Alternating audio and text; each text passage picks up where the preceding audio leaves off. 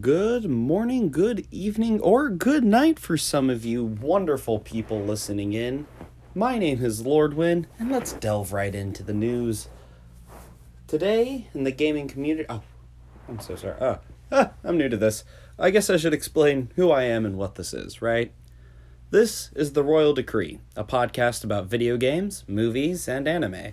And I'm Lord Win, a guy who loves video games, movies, and anime. Also, large quantities of pizza rolls. I don't have a problem.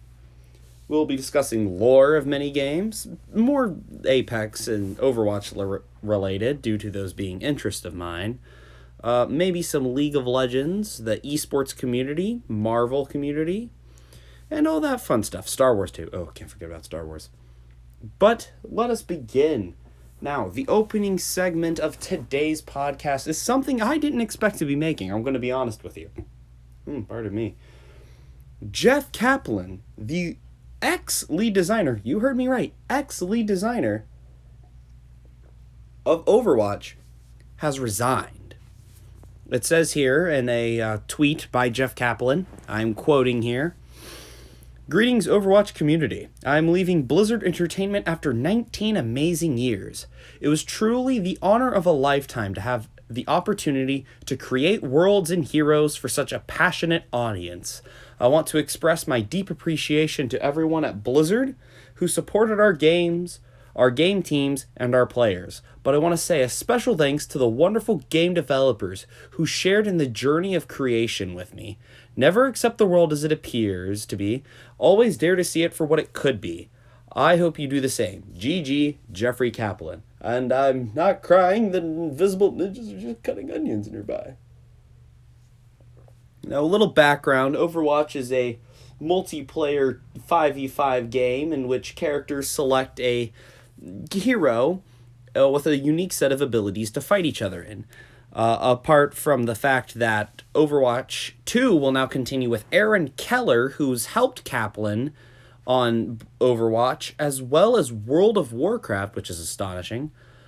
It's amazing to hear that this man, after 19 years, dear Lord, that's old, is no longer working on a game that I personally got me into gaming. So, let's discuss what this could possibly mean for the future of Overwatch.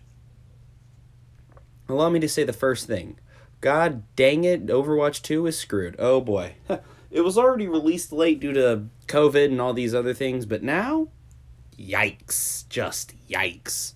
Overwatch 2 we might not see until late next year now? Maybe early next year, but who really knows? There's not going to be much about this. The rest of the podcast is going to be about the new champion, or the new legend in Apex, Valkyrie. But, personally, I don't know what to say. Looks like Overwatch 2's under new management. Maybe this one won't nerf every support and tank character into the ground? Question mark, question mark. Reinhardt with 2400 shield health, maybe? Maybe? Yeah, probably not. So, allow us to continue on what the segment's actually about today. Today we will be discussing about the new possible champion, or not possible, the definite legend of Apex, Valkyrie. Valkyrie is the daughter of Apex Predator Viper, you know, the most annoying person to have ever existed due to the fact that they are, how do I put this, impossible to defeat. That was me taking a sip out of the I'm a disappointment to the gaming community cup. No, but in all seriousness, Viper was a North Star user of the Apex Predators and was probably one of the arguably hardest bosses in video game history that is not from Dark Souls. And that, my friend, is saying something. Now, to continue officially, Valkyrie is supposedly going to have a few abilities leaked. This leak I have received, or I heard of, was by Tobias on Twitter. I don't have his tags because, honestly, I don't know how to edit. Okay. To continue. She supposedly is going to be able to fly, sort of. and have a cluster missile similar to the North Star's missile core. And honestly, this seems very broken. It seems like it could be horrendously broken. A cluster missile, probably very similar to that of Pharah from Overwatch, is honestly just going to be a weapon of mass destruction. It's not even a joke. It's just going to entire races, entire species. Let's think about this. So, missile barrage, where we already have another, what is this? It's like the third champion that now uses missiles as their ultimate. It seems almost as if they're trying to make Wattson more viable, with Fuse being released and having Bangalore and Gibraltar having little buffs to their ult. It's almost like they're trying to increase the viability of Wattson. Now, I will also say, on a random note, this podcast episode will not be very long, 10, 15 minutes tops, mainly because I'm trying multiple recording methods. This one, I do not have a script, and I'm going off a whim. But let's see where this really goes. Now, to continue, Valkyrie apparently is in the games due to her bloody vengeance on wanting to originally kill the commissioner and leader of the Apex Predators, Cuban Blisk. All hail Blisk supremacy, because that man is just a Chad on so many levels.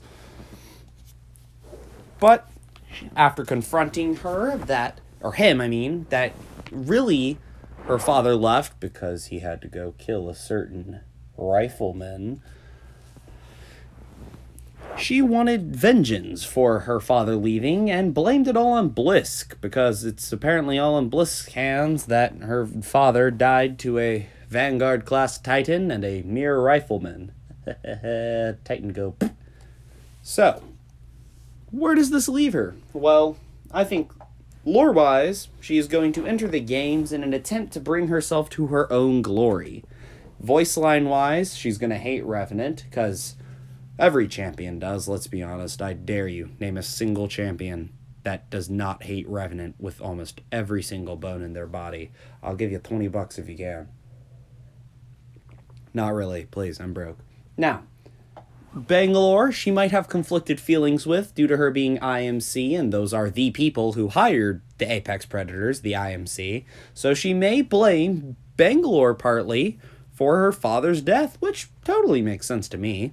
Caustic, same as Revenant, arguably. Rampart she'll probably have voice lines with due to the fact that Rampart created her supposed, flight suit, I guess. It kind of makes her, I don't know how to explain it. It kind of looks like a over-glorified jetpack, I guess you could say.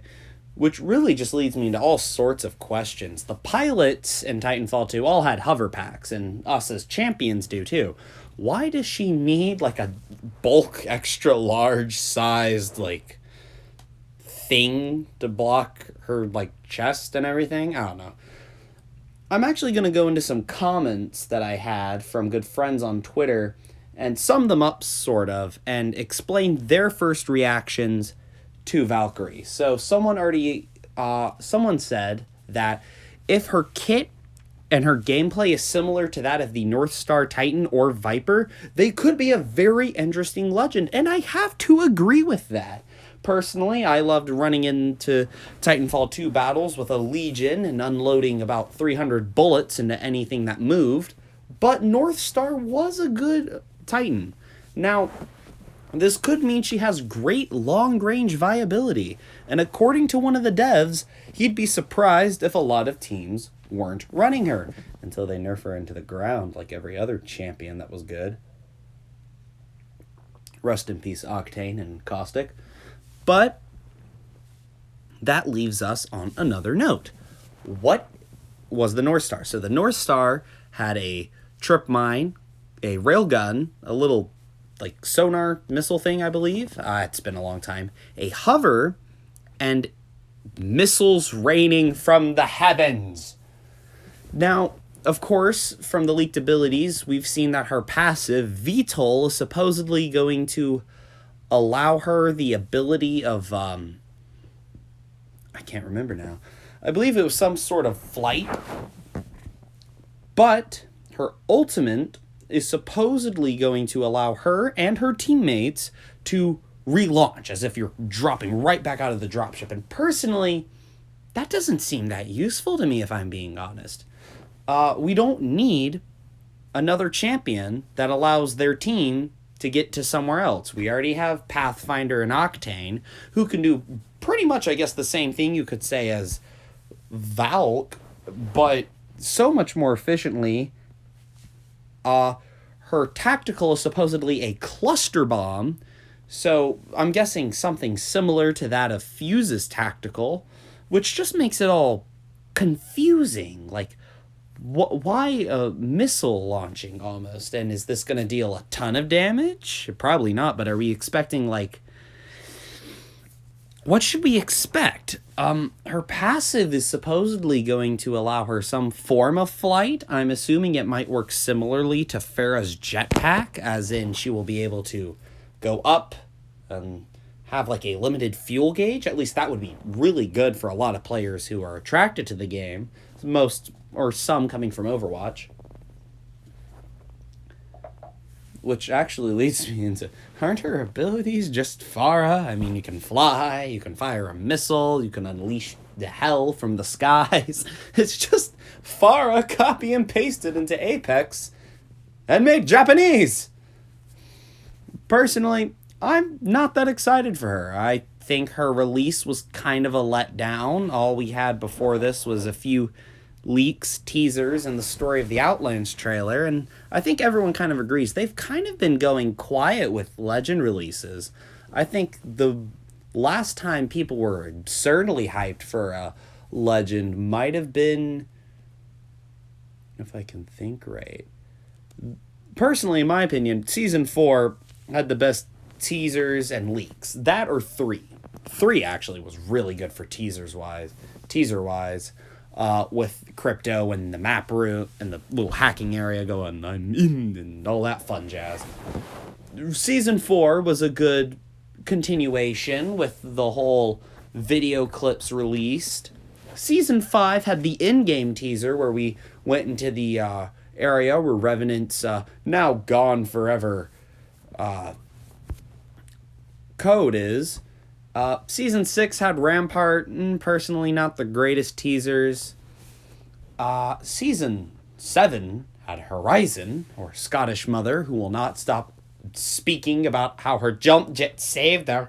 And, it's getting real annoying to listen to her going, thanks, jump jets, every 5 or 10 seconds because I jumped a little bit too high.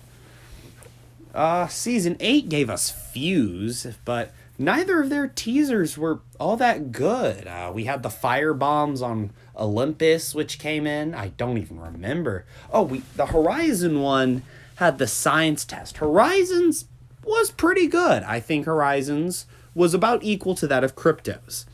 Now we have this one. So all we've had for Valk is nothing. There's nothing in game yet. Nothing to even hint at her abilities except some teasers on Instagram, which I would show if I knew how. One of them shows us a sort of finisher where she kind of burns her opponents using her jump jet's exhaust, which honestly is pretty cool.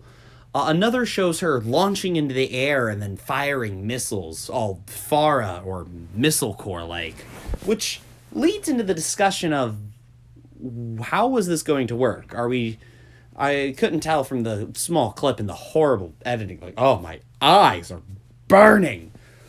If she launches into the air, which might happen, and then deploys missiles, and if she does, what's the range of it?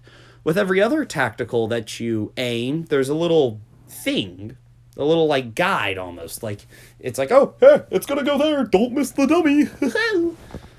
It doesn't seem like hers will. And if I have a long range, short range, or maybe quite possibly its damage decreases. Whoa, okay. Sorry for the weird cut. My audio cut out, more or less. I mean, my Bluetooth earbud disconnected. As I was saying, maybe its damage decreases over range. And while I'm thinking about it, After this segment, we'll probably talk about a small review I have over JoJo's Bizarre Adventure, parts 1 and 2. Also, dear Lord, I broke the 15-minute mark. This might be a bit of a longer podcast. It might just be successful. Who am I kidding? I drink my sorrows out in water. Allow us to continue. Which, so many things about Valkyrie just seem to be interesting. Maybe my friend of mine, or brother, Doom Ninja is how he'll be known, came up with this idea for her passive. In Titanfall 2, one of the many things you can equip to your pilot kit, which is a passive, was hover.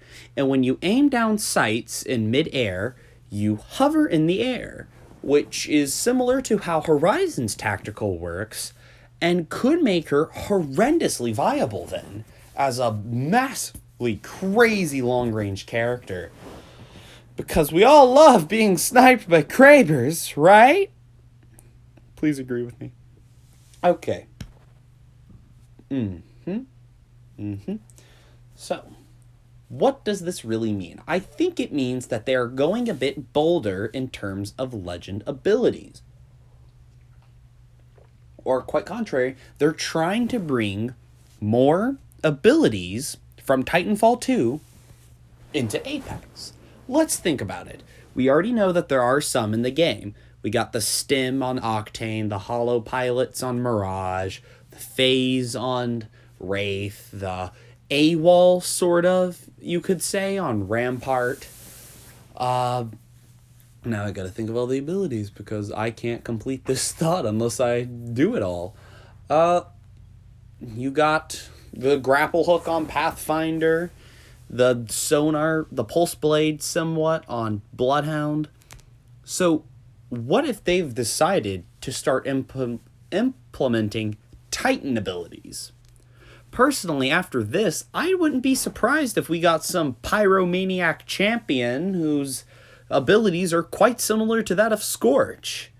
I don't think it would surprise me one bit if that were to happen, because Respawn is reusing old assets, which isn't a bad thing. They can reuse old assets. It's not like they're making bad content in any way.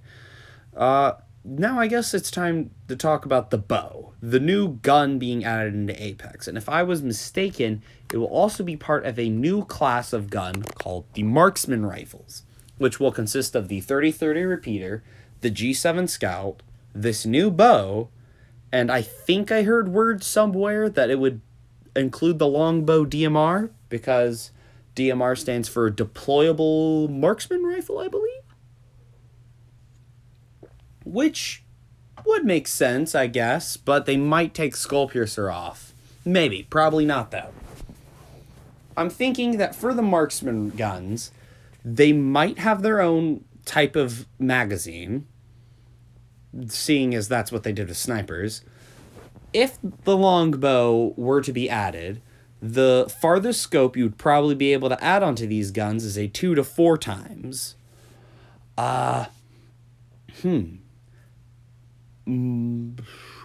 Maybe stock. They might take away barrel stabilizers. They might keep them. It's quite up in the air now, isn't it? On whether or not what will be on it. They might even have their own special stock. Who knows? Maybe they'll add like a marksman rifle stock and magazine. Which brings me to the next point. Respawn, when will you add a shotgun magazine? My Mastiff needs more ammunition so that I can actually do damage with it. But I digress. Next up, let's talk a bit about JoJo's Bizarre Adventure, parts 1 and 2. Warning! Spoilers! You will be spoiled! I hope you're gone. Are you gone? Okay, good, because I changed my mind. I'm only going to talk about part 1. JoJo's Bizarre Adventure. Hallelujah. Honestly, a great anime.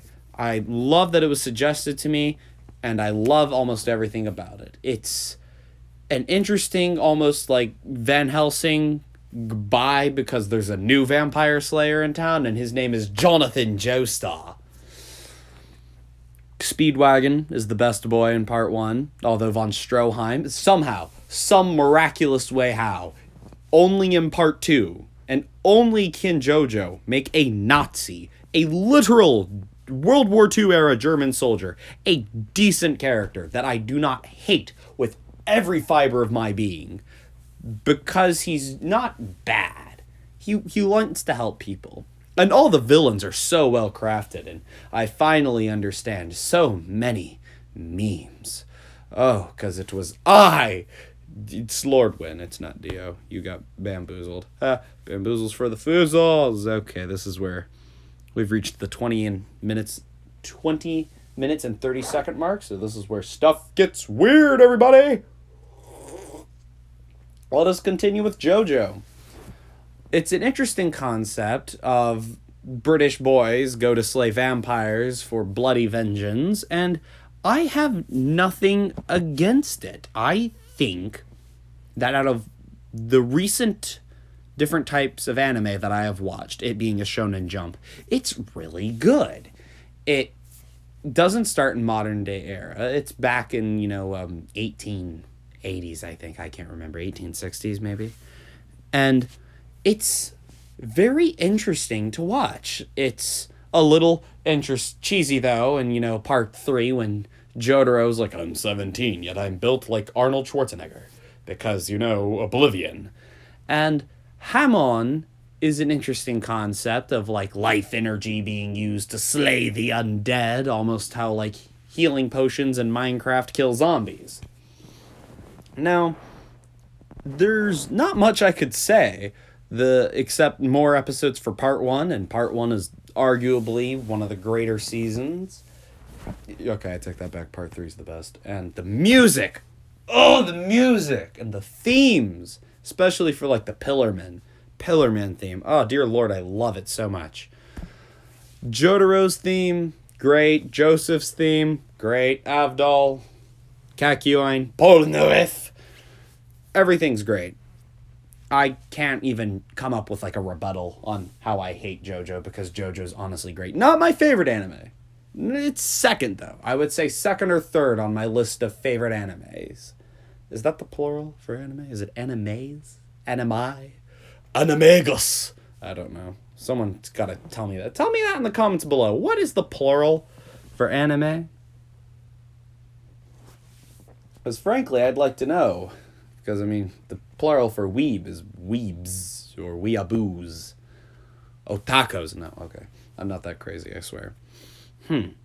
Well, seeing as we're near the 23-minute mark, I'm frankly going to cut this a little bit short. Or, not short. I'm going to cut it right here. Thank you, everybody, for listening in. Why don't you leave us a nice little subscription? Hit that little bell in the bottom corner.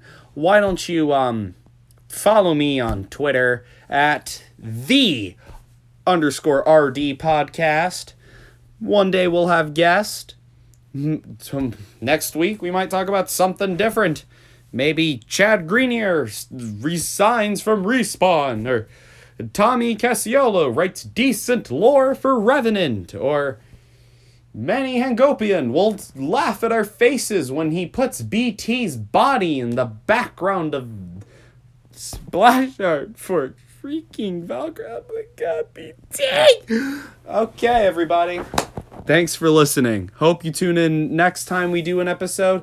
Follow us on our socials. We do have an Instagram, The Royal Decree.